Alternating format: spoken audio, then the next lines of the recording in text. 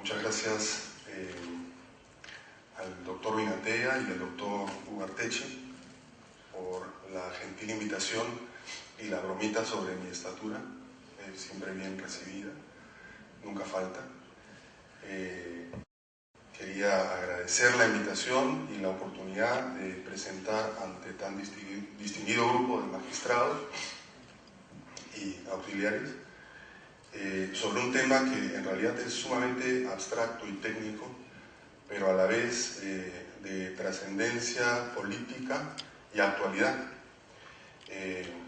Deben haber sido todos ustedes de alguna manera víctimas del spam anti-TLC, dado que durante estas 2 semanas se están conduciendo negociaciones del Tratado de Libre Comercio Transpacífico en nuestra ciudad capital y obviamente se aprovechan esas circunstancias para que las partes interesadas en esas negociaciones expresen sus argumentos, algunos más públicos que otros, y pues bien,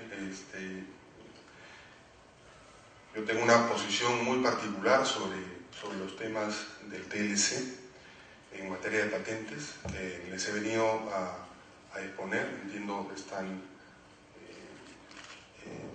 trabajando las distintas visiones que hay sobre el particular y tratando de tener una visión comprensiva y completa de lo que allí se está negociando o de lo que ya se ha acordado en TLCs anteriores.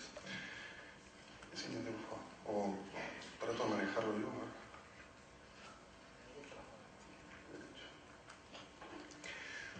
Para esta oportunidad he sugerido tener una agenda que trate los principales temas en materia de productos farmacéuticos que han sido catalogados por los negociadores en realidad como los temas más sensibles en materia de propiedad intelectual. Son en esencia vinculados a la propiedad intelectual de medicamentos, temas de patentes, que son esencialmente 3, lo que se llaman las flexibilidades de Doha, así se les conoce, las licencias obligatorias, es el término más técnico,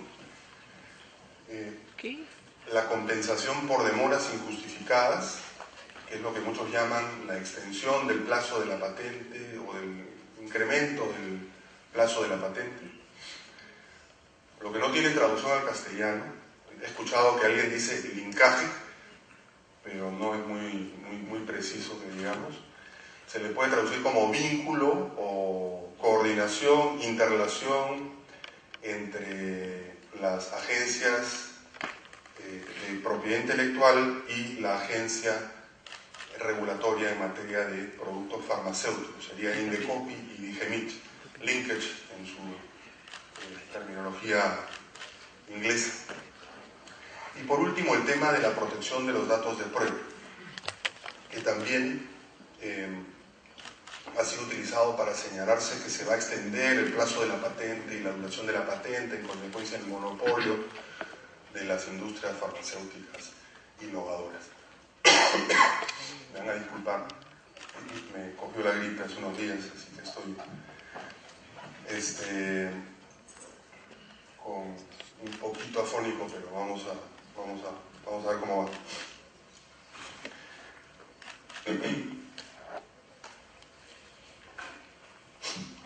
¿Qué pasa cuando hablamos de una patente farmacéutica? ¿De qué estamos hablando en realidad? Entiendo que ustedes ya han tenido una capacitación en torno a lo que es una patente y algo les han adelantado también sobre lo que es una patente farmacéutica. En esencia, la patente, desde mi perspectiva, es el derecho de propiedad industrial idóneo, porque más allá de proteger una forma, protege la idea misma. Yo diría que es el único derecho de la propiedad intelectual que protege la idea como tal, porque el resto protege la expresión física, la plasmación física de esa idea, o la forma de la idea, o la forma de expresarse. Por eso muchos le dicen que la patente es el derecho primigenio o el máximo derecho de la propiedad intelectual.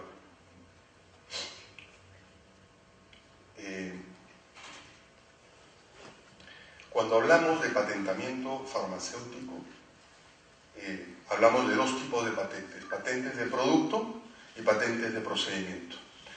Dentro de las patentes de producto, a nivel farmacéutico, tenemos las patentes de moléculas, que es la molécula misma que tiene la acción o el principio activo, que contiene el principio activo que sirve para tratar o prevenir una enfermedad. Una vez que yo desarrollo esa molécula, pues yo tengo protección sobre la molécula.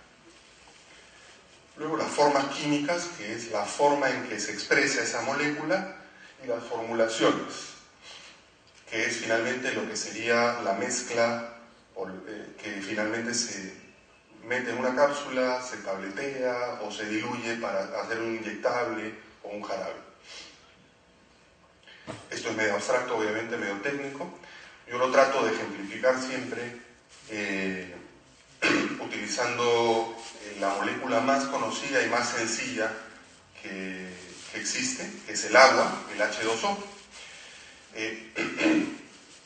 Imagínense que, y no es que esté sugiriendo que se pueda patentar, pero imagínense que efectivamente el H2O cumpliera con los requisitos de novedad, nivel inventivo y aplicación industrial. Entonces yo podría tener una patente sobre el H2O. Y esa patente sería, digamos, la bolita que está en la parte superior del árbol. Luego, cuando continúo desarrollando esa molécula, yo encuentro que esa molécula tiene diversas formas químicas o formas físicas de expresarse. El H2O tiene una forma líquida, que es el agua, tiene una forma sólida, que es el hielo, y una forma gaseosa, que es el vapor. A medida que yo vaya desarrollando esas nuevas formas químicas, yo podría patentarlas también. Sin embargo, como verán, esas formas químicas son una patente de menor categoría, porque cubren un menor ámbito de protección. La patente del H2O, la de arriba, cubre a todas las formas en que se exprese la molécula, mientras que la patente que yo tenga de una forma en que se expresa la molécula solamente cubrirá las formulaciones que se realicen con esa fórmula o con esa forma. A ver, entonces, regresando a nuestro ejemplo, en el tercer nivel tenemos ya las patentes de formulación, que son patentes de menor nivel aún. Por ejemplo, yo podría desarrollar una patente para coger la forma química líquida del H2O, la forma sólida del H2O, un poquito de azúcar, limón, ¿y qué tengo? Limonada. Esa sería una posible patente de formulación en nuestro ejemplo. Es decir, sin embargo, con esa patente de formulación, yo no puedo excluir a alguien que desee preparar chicha morada. ¿De acuerdo? Entonces, como verán, a medida que vamos bajando en el árbol de cobertura, de moléculas a formas químicas y formulación, vamos bajando, vamos disminuyendo el ámbito de protección de una patente. Mientras más arriba esté, mientras más cerca a la familia molecular esté, un mayor número de productos podría cubrir esa patente de molécula. Y de procedimiento, que es la patente que protege la forma de fabricar, sintetizar o formular un producto farmacéutico. Las otras patentes típicas, los segundos usos, el método terapéutico y el método de hacer negocios farmacéuticos, esas patentes están prohibidas en nuestro sistema y están prohibidas en la mayor parte de los países del mundo, porque se considera que es demasiado generoso con el innovador, ¿no? Acá partimos de la premisa que el sistema de patentes, así como todo el sistema de propiedad intelectual, premia la innovación, premia la creatividad, partiendo de la premisa que si no se premiara esa innovación o creatividad, habría mucho menos innovación y mucho menos creatividad. De tener a los grandes innovadores de la actualidad, volveríamos al innovador del garaje, ¿no? De tener a los grandes productores de películas, volveríamos pues a tener los productores artesanales de películas, porque si no se protegiera esa propiedad intelectual, pues no habría forma de que eso se convierta en un negocio y en consecuencia se cree un mercado para la innovación. Ese es nuestro sistema, ¿no? El sistema occidental. Obviamente en el sistema de la Unión Soviética el Estado era el que innovaba, el Estado era el que controlaba las artes y las creaciones artísticas, entonces era el que era el responsable de premiarlas, no con un sistema de propiedad, de asignación de derechos de propiedad, sino con un sistema distinto. Una medalla de honor, un estipendio de por vida, etcétera, que es lo que se hacía en la Unión Soviética. En nuestro sistema, el mecanismo para premiar la innovación y la creatividad es la asignación de un derecho de propiedad o un derecho de naturaleza similar al de la propiedad. Y en ese sistema, algunos países optan por premiar al máximo para incentivar un mayor desarrollo, otros premian menos por temor a que esa protección excesiva genere un desbalance entre la innovación y el acceso a la nueva tecnología. Entonces, en nuestro país la patente sobre moléculas, formas químicas y formulaciones es obligatorio que se den. Sobre los métodos de fabricación y formulación también es obligatorio. Más sobre los segundos usos, conocerán el famoso caso del Viagra. No sé si es tan famoso ya.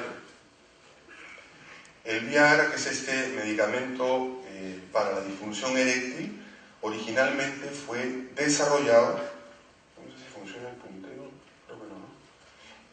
Fue desarrollado, ¿sí funciona? ¿Para apuntar o solo para pasarlo? Solo para pasar, no importa.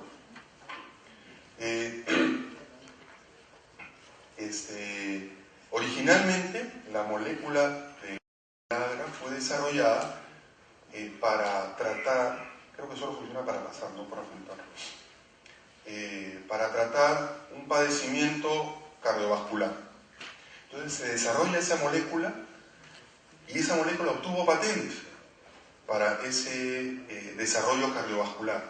Pero al momento de probar la droga en pacientes, se determinó que no era una mayor ventaja sobre las que ya existían y le negaron el registro sanitario. Las autoridades de países de alta vigilancia sanitaria dijeron: tu droga nueva es una gran invención, pero no es suficientemente eficaz para superar lo que ya existe en el mercado, entonces no te autorizo la comercialización. Se quedó, jamás salió al mercado. Entonces toda esa investigación e inversión en esa tecnología se guardó en los archivos. El laboratorio que desarrolló esa droga tenía mecanismos para reestudiar esa investigación, a ver si se le encuentra otras aplicaciones. Puso un equipo de gente, como lo pone para muchas otras drogas, a trabajar en esa documentación y encontraron que en los test clínicos en pacientes que se hicieron a esa molécula para tratar el problema cardiovascular, había un efecto secundario muy interesante: la erección masculina.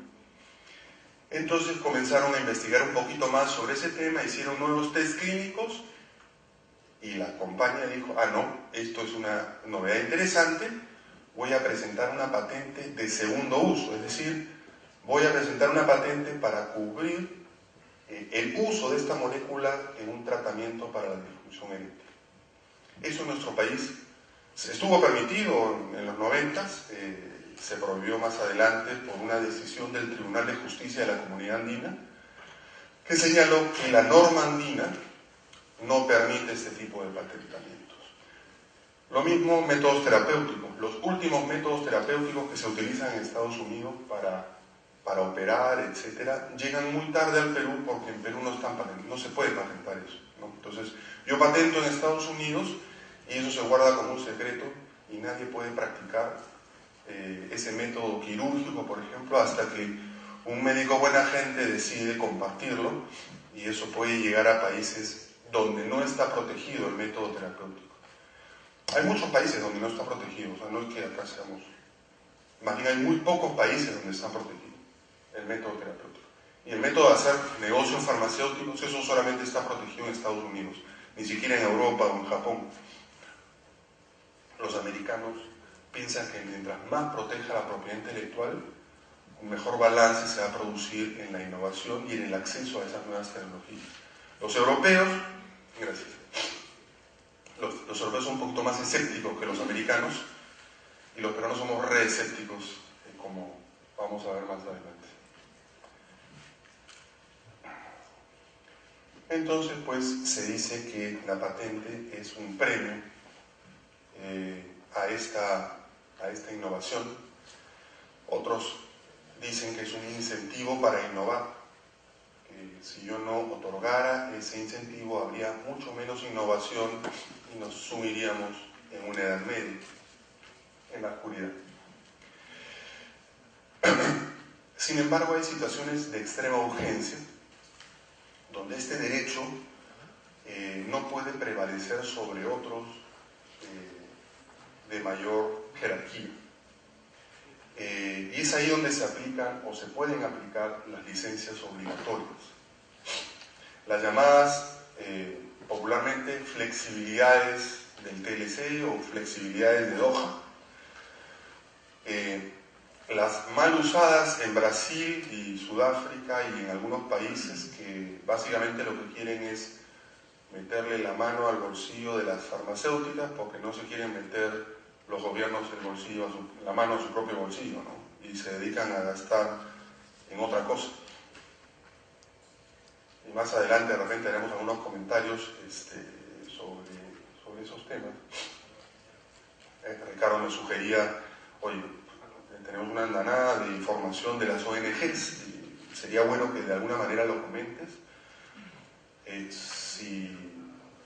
Me dijeron que tampoco había una metodología determinada, así que si alguien quiere levantar la mano y participar durante la charla, yo encantado de hacerla interactiva.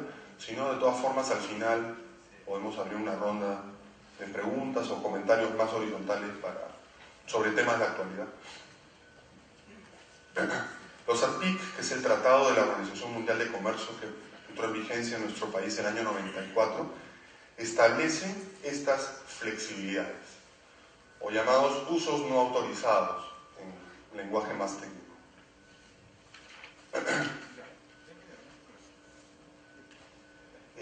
Establece ciertas condiciones que nuestra ley ha recogido para que un gobierno o una agencia de gobierno, el INDECOPI en nuestro caso, otorgue a quien lo solicita una licencia obligatoria o compulsiva, también le dicen, traduciéndola del inglés, bajo las siguientes condiciones.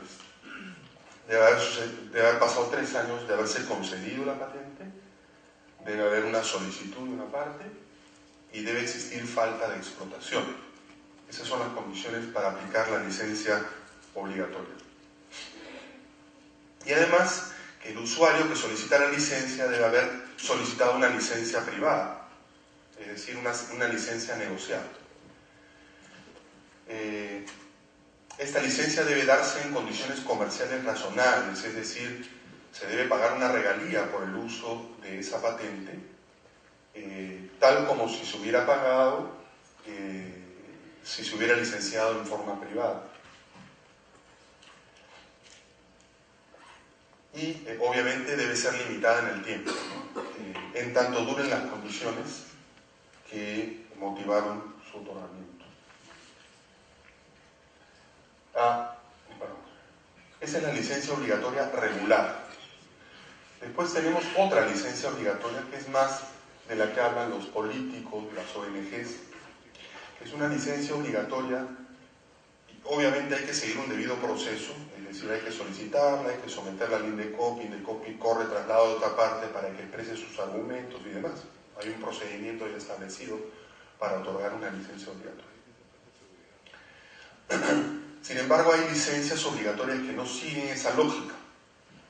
Recordarán con la crisis del H1N1, la compañía que tenía una vacuna que servía para tratar la enfermedad en una compañía europea, el gobierno de los Estados Unidos dijo, bueno, necesito tanto.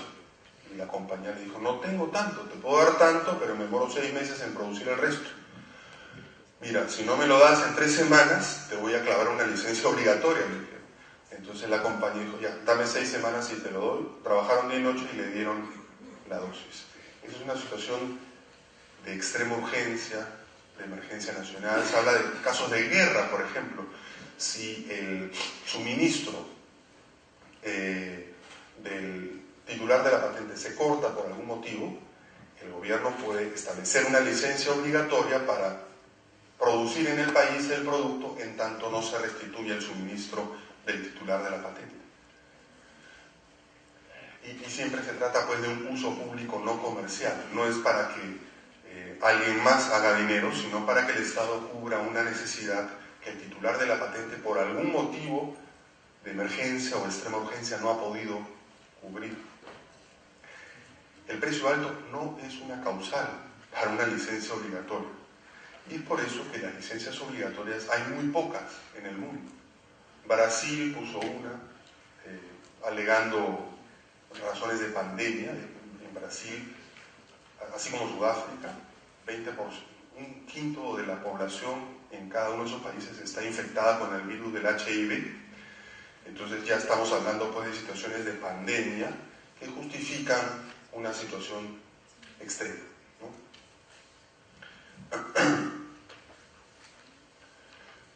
En ambos casos, lo de la licencia regular o la de la licencia de emergencia o extraordinaria, el plazo es limitado, no será exclusiva, es decir, quien la pida la puede obtener, y obviamente el titular de la patente puede seguir produciendo si es que ese es el caso.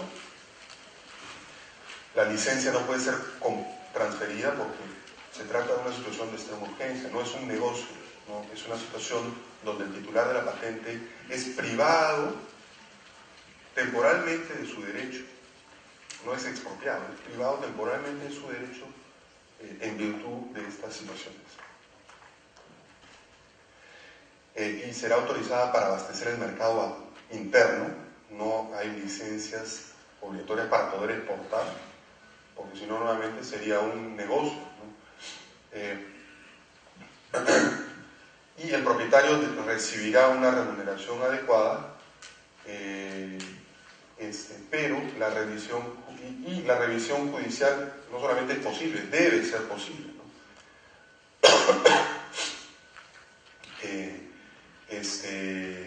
Como es obvio, ¿no?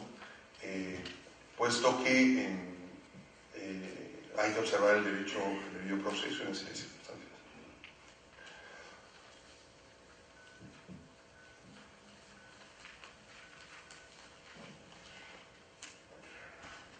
Como les decía, la autoridad competente es INDECOPI. Fuera del ámbito de los tratados internacionales, la ley peruana establece otra causal para dar una licencia compulsiva de emergencia, que es el interés público, ¿no? Habría que probar en qué medida el interés público justificaría una licencia obligatoria. La licencia obligatoria debe especificar el periodo de su concesión, el propósito de la licencia, el monto y las condiciones de la compensación económica para el propietario. O sea, no es una expropiación, es una situación particular que permite el uso del invento por un periodo de tiempo determinado. ¿Qué es la flexibilidad Doha? En una ronda en Doha fue negociado entre los miembros de la Organización Mundial de Comercio una flexibilidad para los países menos desarrollados, que están incluidos en una lista acotada, de la que no somos parte, porque nosotros somos país de desarrollo medio. Para la OMC son básicamente países del África subsahariana que pertenecen a esa lista, dándoles a ellos la posibilidad de que, como no tienen capacidades fabriles, establezcan licencias obligatorias de importación. Esa es la flexibilidad Doha. Es decir, yo no doy la licencia obligatoria para fabricar en el país, sino para importar. Y está contenido en todos los tratados, esta flexibilidad en el tratado con Estados Unidos, con Suiza y con la Unión Europea.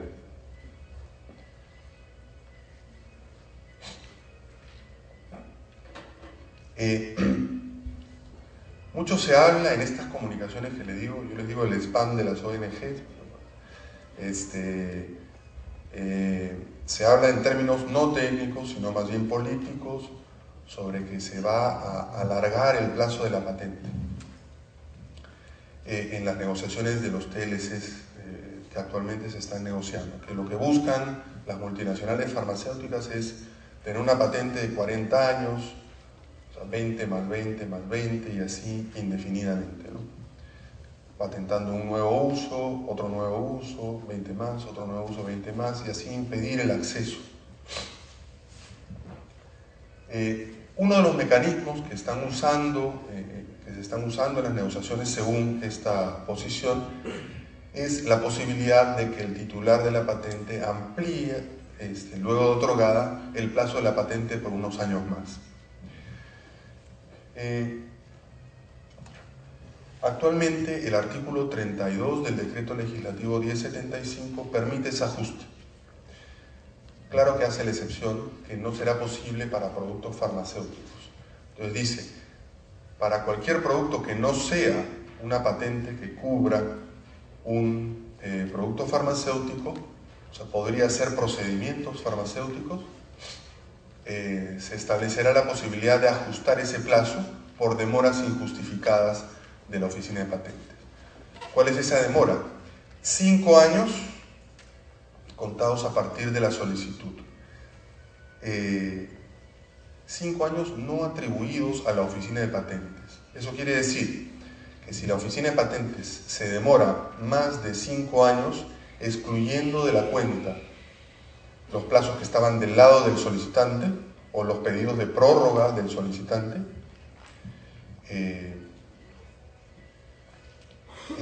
si se excluye eso y suma 5 años de trámite, en ese momento el titular de la patente podrá solicitar 1 año de prórroga por cada 2 años de demora. O sea, si me demoro 7 años, yo puedo pedir 1 añito más al final de la patente. Es básicamente lo que existe en nuestra ley actualmente. El promedio de nuestra Oficina de Patentes en este momento de demora de su lado es menos de 3 años, ¿no? Entonces la probabilidad de que lleguemos a ese escenario es bastante remota. Estas son las condiciones de ajuste. Es decir, 1 día de ajuste por cada 2 días de retraso. 2 días de retraso injustificado. El otro tema que es de alguna manera muy debatido a nivel de las negociaciones es lo que se ha llamado el linkage o el vínculo. Ojo, pero bueno, regresando al anterior.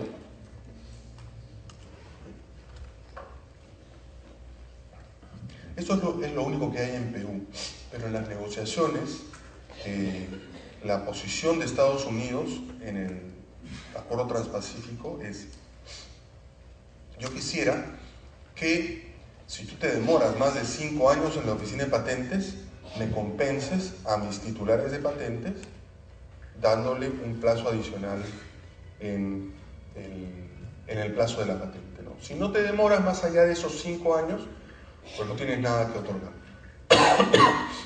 Hay otro mecanismo, eso se llama ajuste del término de la patente.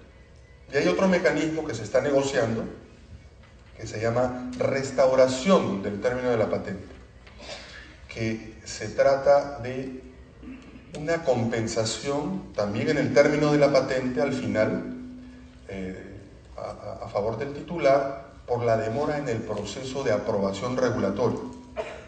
Vamos a ver más adelante, porque tengo una diapositiva que explica cómo es ese proceso. Pero para yo lanzar un producto farmacéutico tengo que obtener un registro sanitario. En algunos países ese periodo para obtenerse puede tardar hasta 12 años. Entonces, esa es la demora que se quiere evitar. En nuestro país, el registro sanitario de un innovador, DIGEMIT, lo está otorgando aproximadamente en un promedio de año y medio, ¿no? Y creo que los americanos lo que están pidiendo es que ese registro no debe demorarse por culpa de la DIGEMIT más de un año. Si te demoras más de un año, me compensas al final de la patente. Y eso es en esencia el tema del atraso o de la compensación por demoras injustificadas. El tema del linkage es un tema que no es sustantivo, es más bien adjetivo al derecho de patente. Y surge en el derecho americano también. Los americanos tienen una cosa que se llama Orange Book, el libro naranja, donde el titular de una patente obtenida en la Oficina de Patentes Americanas se puede ir a la Food and Drug Administration, que es la DIGEMIT en Estados Unidos, la Dirección General de Insumos y Drogas, a listar sus patentes vinculadas a una droga determinada. De manera tal que cuando venga un laboratorio copiador a solicitar un registro genérico, si existe una patente en esa lista, inmediatamente la autoridad notifica al titular de la patente para que éste se pueda oponer. Si se opone y el laboratorio copia insiste en su solicitud, eso pasa a una corte federal por 30 meses, periodo durante el cual no se autoriza el registro. Eso es en esencia el sistema norteamericano. El sistema aprobado por el TLC y el sistema vigente en Perú es básicamente lo que se establece ahí. En resumen, hay dos obligaciones. La obligación de poner en conocimiento del titular de la patente que alguien está tratando de obtener un registro copia, para que el titular evalúe si eso puede violar su patente. Y además, en segundo lugar, crear un sistema jurisdiccional que permita juzgar la violación de la patente antes de que el producto sea comercializado, antes de que la copia sea comercializada, ¿no? Es decir, mira, no nos vamos a pelear en el mercado, sino como igual te demoras un año en obtener tu registro, mientras tú tramitas tu registro, vamos a ir viendo si tu registro viola mi patente. Eso es lo que dice el tratado.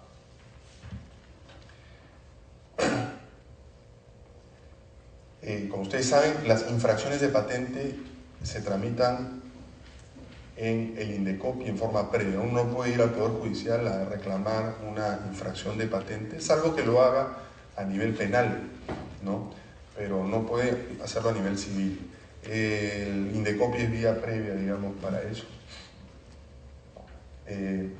Y obviamente, con un fallo favorable al INDECOPI, revisado no por el Poder Judicial, el titular de una patente podría reclamar daños y perjuicios en el Poder Judicial. El gran problema de este mecanismo es que, si bien funciona tarde, mal y nunca, el tema de las medidas de transparencia, la publicación de la solicitud de registro copia, lo que no está funcionando es dar suficiente tiempo y oportunidad para procurar una medida, como una medida cautelar o un juzgamiento previo antes de que el producto llegue a la venta. ¿Por qué? Porque el sistema de patentes en nuestro país dice que el titular de una patente puede actuar contra un infractor cuando éste infringe la patente o cuando existe una amenaza de infracción, una amenaza inminente de infracción. Y la ley establece cuáles son las infracciones de patente. Infringir una patente es comercializar, importar, fabricar u ofrecer en venta. Cuando un laboratorio genérico presenta una solicitud de registro sanitario, no está haciendo ninguna de esas cuatro cosas. Está presentando una solicitud de registro. Entonces no es una infracción propiamente dicha. ¿Será una amenaza inminente de infracción? La Oficina de Patentes en nuestro país ha considerado que no. ¿Por qué? Porque actualmente tenemos 20.000 registros sanitarios y solo 4.000 productos farmacéuticos comercializándose. Entonces la probabilidad de que un registro se comercialice, es decir, que un registro se convierta en una infracción, es de 20%. Entonces para Indecopi eso no es una amenaza inminente de infracción. Entonces el linkage al que nos hemos comprometido no está funcionando. Obviamente en las negociaciones actuales los americanos están reclamando, oye, tú me prometiste que ibas a hacer linkage y no estás haciendo. Esto es lo que está cambiando. Esto debería cambiar de alguna manera. No sé si para imponer un sistema tipo Orange Book, donde el caso se detenga a nivel administrativo y pase a las cortes para que se vea, o de repente pase a Indecopi para que se vea, no se sabe cómo termine esto, pero eso se está negociando.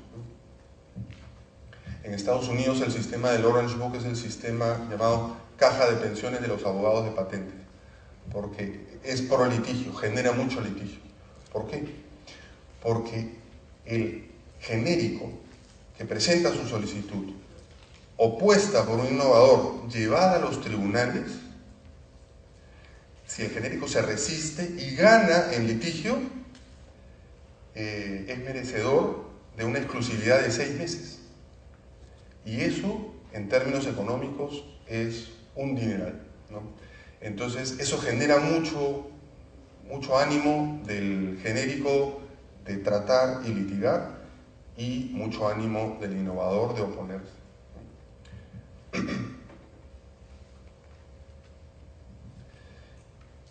Ahora llegamos al último punto, que es protección de datos de prueba. Que es confundido con el tema de protección de patentes, ¿no? Porque es un tema altamente técnico, pero se diferencia claramente en la materia protegida. Yo les decía hace un rato que lo que se protege por la patente farmacéutica era la molécula, la forma química o la formulación. Entonces,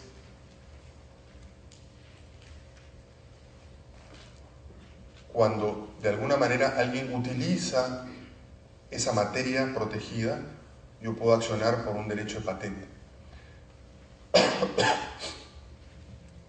Pero como les decía hace un rato, un innovador que desarrolla un producto farmacéutico que tiene que ir corriendo patentes a patentarlo, después tiene que pasarse 12 años haciendo estudios clínicos para poder probar que su producto es seguro y eficaz, ¿no? Esa investigación clínica no se puede proteger por patente. Y esos son los famosos datos de prueba o la protección de datos de prueba.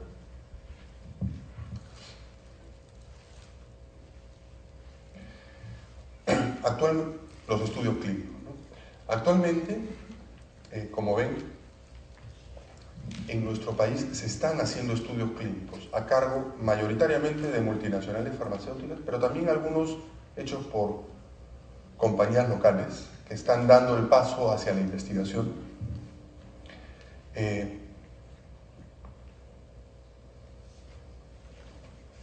256 diferentes moléculas contra enfermedades infecciosas. Estamos hablando de 83 nuevos compuestos para el SIDA que se están investigando actualmente, que son los que pueden venir. 395 potenciales medicinas para el cáncer, que son las que se están investigando, que están en la etapa de desarrollo antes del lanzamiento. Eso no se vende todavía ese producto. 194 nuevas potenciales medicinas pediátricas, 123 para enfermedades cardiovasculares y accidentes cerebrovasculares, y estamos básicamente aquí, en esta etapa, la etapa clínica, ¿no? En la parte de acá es lo que se grafica la etapa de investigación para obtener una patente, ¿no? Entonces se dice que de aproximadamente 360.000 candidatos, moléculas que yo desarrollo, moléculas nuevas, solo un producto llega al mercado. Esa es la tasa de fracaso de la investigación farmacéutica. Es peor que ir al casino, ¿no? Y esta es la etapa de investigación protegida por la patente, pero eso llega hasta acá nada más. Lo que entra aquí es investigación clínica, y eso se protege por protección de datos de prueba. Acá se va a ver un poco mejor.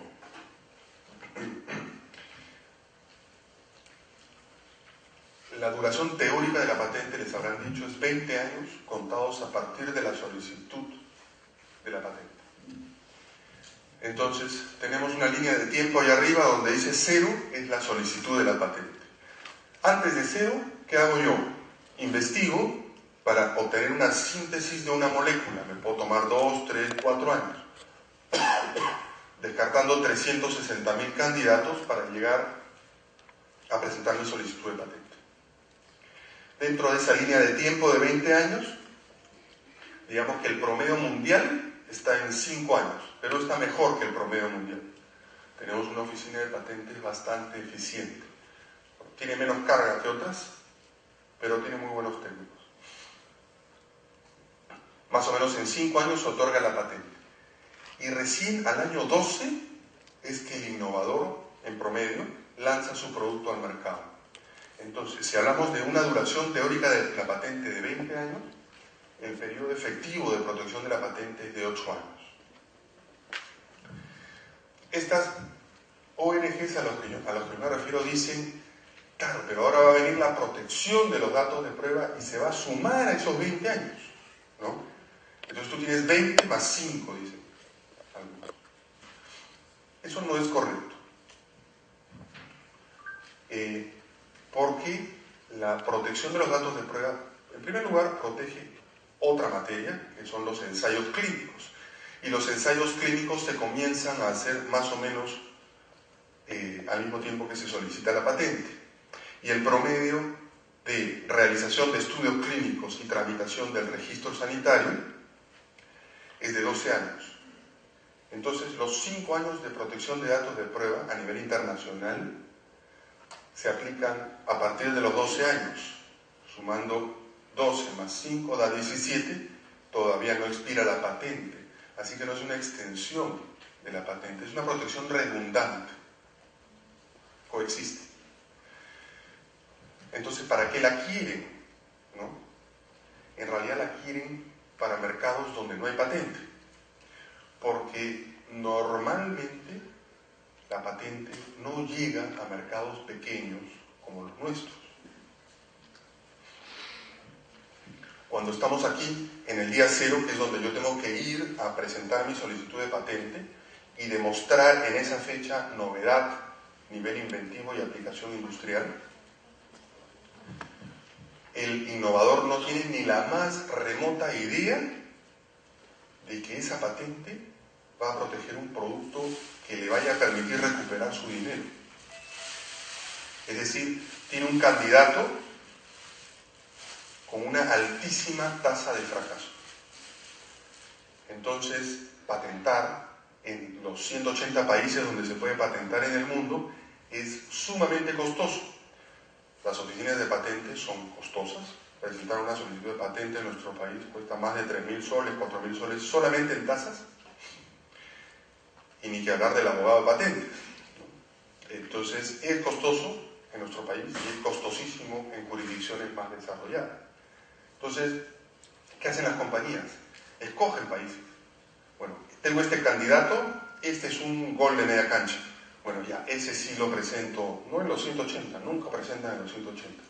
Ese sí lo presento en Estados Unidos, Europa, Japón, Brasil, México, bueno, los países medianos, Perú, Colombia, Chile, Argentina.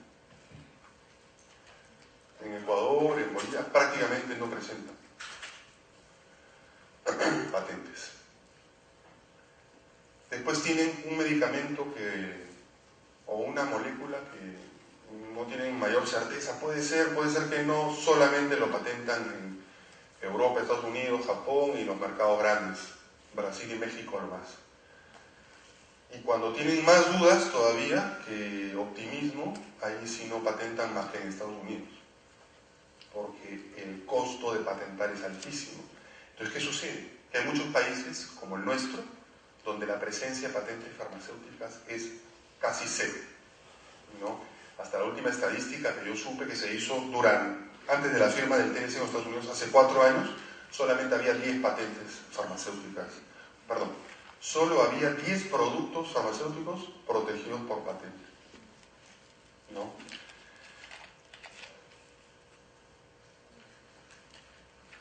Entonces,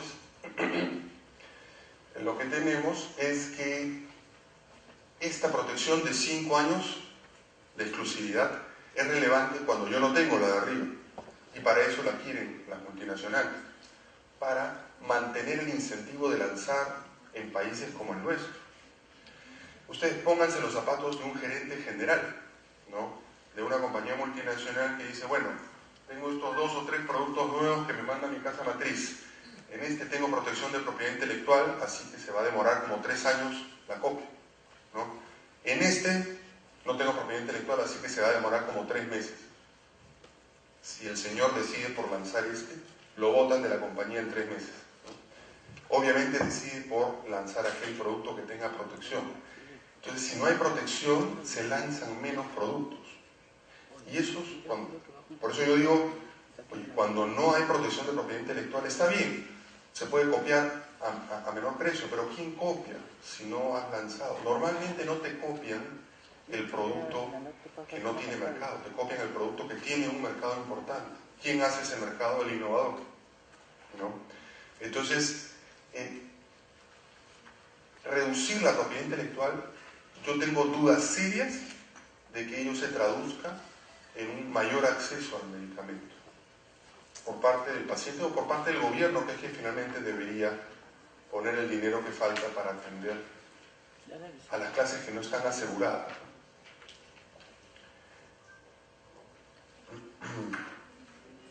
Voy a tener que presionar acá.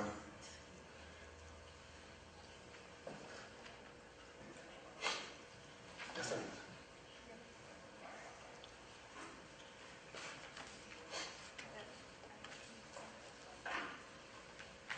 Y un tercer mecanismo de protección de la información que se contrapone a la patente y a la protección de los datos de prueba es el secreto empresarial. Muchos confunden la protección de los datos de prueba con el secreto empresarial. Por si acaso, el decreto legislativo 823, la ley es derogada, ¿no? Pero yo lo pongo ahí porque tiene una cosa muy interesante, que es el depósito del secreto empresarial. Establecía específicamente que los notarios debían recibir sobres lacrados en depósito de información confidencial y levantar un acta describiendo el contenido, ¿no? Eso lo pongo para que sepan que eso existe, y todavía la ley del notariado lo permite. Ya no está en una ley de propiedad industrial, pero la ley del notariado lo permite.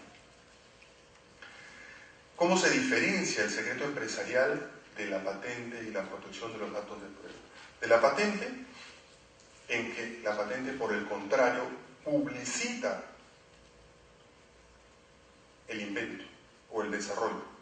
En los materiales que les han entregado, hay una ley que se publicó hace algunos días que promueve el establecimiento de bases de datos sobre acervo documentario en materia de patentes. Eso es muy bueno, porque promueve uno de los grandes objetivos del sistema de patentamiento: poner a disposición de los investigadores la información, ¿no? La fórmula de la Coca-Cola, que es el secreto empresarial típico. Si la Coca-Cola la hubiera patentado hace 100 años, cuando se desarrolló, a los 20 años sería pública la fórmula. Entonces todos podríamos fabricar Coca-Cola con el mismo sabor, con la misma fórmula. Coca-Cola decidió mantenerla secreta y actualmente nadie conoce la fórmula de la Coca-Cola. Y eso está protegido por el derecho de propiedad industrial, como secreto industrial, ¿no? La virtud del sistema de patentes es que está bien, te doy 20 años de exclusividad, pero publicas cómo repetir tu invento, para que otros científicos construyan sobre ese acervo y puedan más adelante, cuando venza tu patente, sacar otras patentes nuevas, desarrollar productos nuevos. En el tema del secreto empresarial, eso no es así, ¿no? Entonces, habrá situaciones donde las compañías les conviene más guardar su propiedad industrial como secreto o patentarla. Lo que le interesa a la sociedad es obviamente la patente porque se publica, ¿no? Pero las empresas pueden optar por el sistema de secreto empresarial. ¿Cuándo pueden optar por ese sistema? Cuando no es posible la ingeniería reversa, es decir, que cogiendo el producto yo no puedo llegar a la forma que este ha sido fabricado. Entonces, tenemos el tema del registro sanitario. Los datos de prueba en nuestro país funcionan así. A diferencia de la mayor parte de los países del mundo, donde es 5 años, en Estados Unidos es 5, en algunos casos 7, cuando se trata de drogas pediátricas. En Japón es 9, en la Unión Europea es 12. En nuestro país ese incentivo para que el producto que no tiene patente sea traído por el gerente general de la multinacional, que se llama protección de datos de prueba, es de 5 años, no contados a partir del registro, sino contados a partir del primer registro mundial. Como nos demoramos 2 años en dar registro acá, entonces el plazo promedio de la protección de los datos de prueba en nuestro país es de 36 meses. O sea, nosotros le damos esa protección adicional de 3 años a todo medicamento que contenga una nueva entidad química en nuestro país, ¿no? Y eso en esencia es lo que quería venir a contarles ahora. Se me acabó el tiempo. Podría profundizar en cualquiera de esas instituciones. Podríamos comentar también algunos de los temas que están señalando las ONGs. Les decía hace un rato que las ONGs denuncian que se está tratando de incrementar el plazo de la patente. Eso no es técnicamente correcto, el plazo de la patente. Nadie ha pedido que se amplíe a más de 20 años. Lo que se ha pedido es que sí se corrija con una compensación si es que la oficina de patentes se demora más de 5 años de manera injustificada en otorgar esa patente, o si la autoridad regulatoria se demora más de, y eso no se sabe todavía cuánto tiempo, en otorgar el registro sanitario. Lo que va a tener como consecuencia si se otorga este pedido, siempre a cambio de algo, ¿no? Es que el Indecopi y la DIGEMIT van a tener que apurarse, ¿no? Y no dilatar un trámite de registro más de 1, 2, 3 años innecesariamente, ¿no? Francamente, si yo presento mi solicitud de registro sanitario que acaba de ser aprobado en Suiza, no tiene sentido pues que la DIGEMIT se demore 1 año y medio o 2 años pidiéndome documentación y documentación y documentación una vez más, ¿no? Entonces, yo creo que eso va a permitir que las cosas se aceleren un poco y mejorar el acceso al mercado y en consecuencia a drogas de última generación. Nuevamente se está diciendo que el precio de los medicamentos genéricos, primero que los medicamentos genéricos van a desaparecer. No sé si se acuerdan en las negociaciones del TLC, esas eran las denuncias, ¿no? Que iban a desaparecer los genéricos.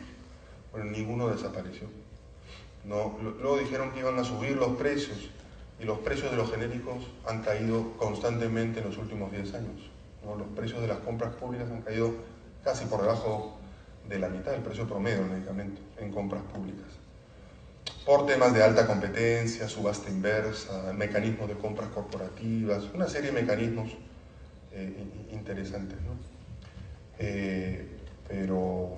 Pero bueno, este es el tema que quería compartir con ustedes, siempre desde la visión que la propiedad intelectual no es una barrera, no es una traba a la libre competencia, sino por el contrario, algo que la incentiva poderosamente, ¿no? ¿Por qué? Porque nada mejor que un mercado donde yo voy a mantener una exclusividad inicial para lanzar un producto competidor. Recuerden que los nuevos medicamentos no es que sean todos la vacuna para el SIDA, ¿no?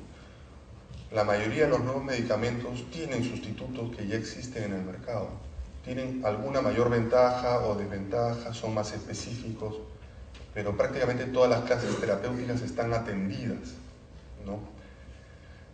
Entonces se requiere pues de un periodo de protección para generar un incentivo de lanzamiento. Bueno, muchas gracias.